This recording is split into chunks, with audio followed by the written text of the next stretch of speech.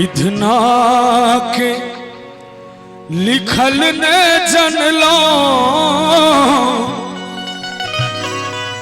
दुख में माँ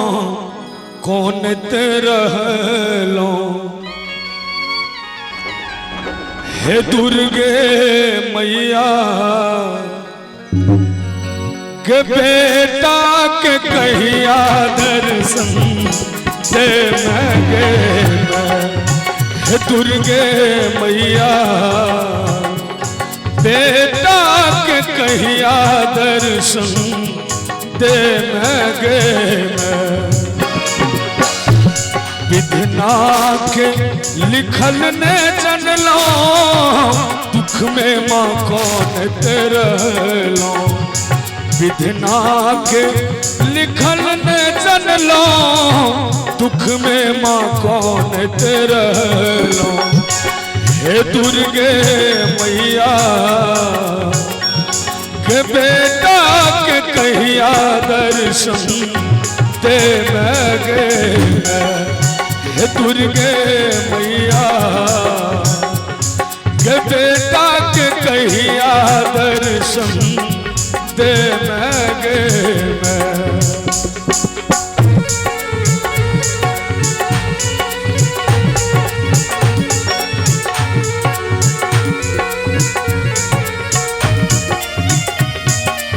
क्या बात है।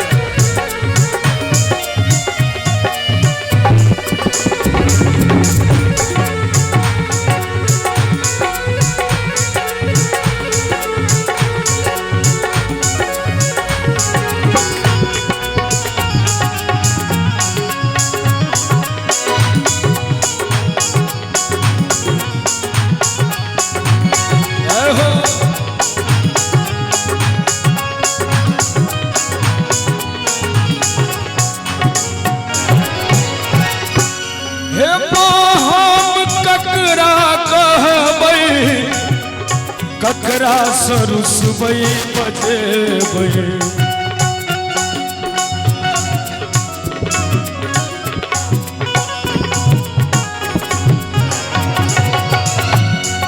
के हम ककरा कहबई ककरा सरुसबई बजेबई हे बुढ़िया मैया के बुढ़िया मैया बेटा के कहिया तू दुलरे महंगे हे दुर्गे मैया के बेटा के कहिया तू दुलरे महंगे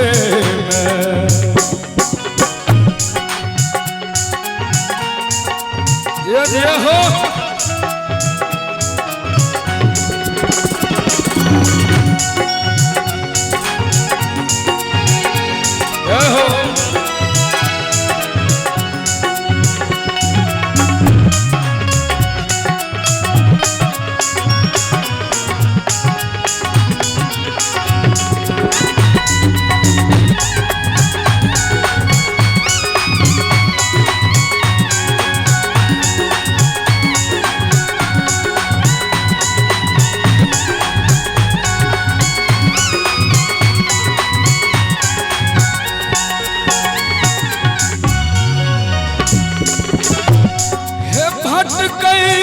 दौरे दौरे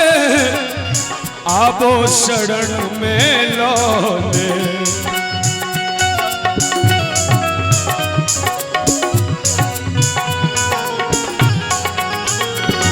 है भटकई दौरे दौरे आबो शरण में लौले हे श्यामा मैया हे श्यामा मैया लेकिन चाहब जे सब वीडियो नहीं करे छी कम से कम हाथ उठाबी एक बेर भगवती गीत में माता बहन कने अहूँ सब उठा लियो ओना कहल गेले यूं तो बुज़दिल के इरादे हमेशा सर्द होते हैं और भजन में तालियां वही बजाते हैं जो वाक्य में मर्द होते हैं, तो मर्दों वाली ताली होना चाहिए। और चाहब एक बार गीत के संग हाथ से बजाबी के बेटा के ललसा कहिया पूरे दुर्गे मैया बेटा के ललसा कहिया पूरे में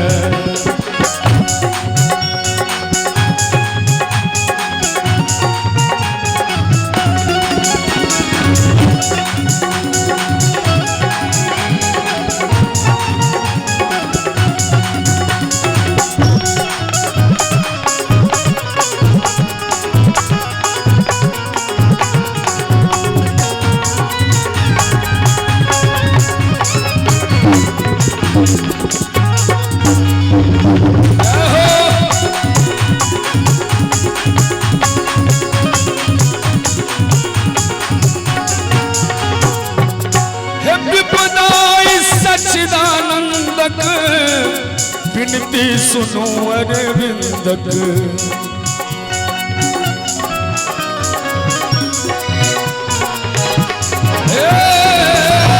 विपदा सच्चिदानंदक विनती सुनो अरविंदक हे अम्बे मैया हे बुढ़िया मैया के बेटा के कोना तू बिसरे दुर्गे मैया बेटा के कहिया दर्शन देवे विधना के लिखल ने जनलो दुख में माँ कौन दे रहलो विधना के लिखल ने जनलो दुख में माँ कौन दे रहलो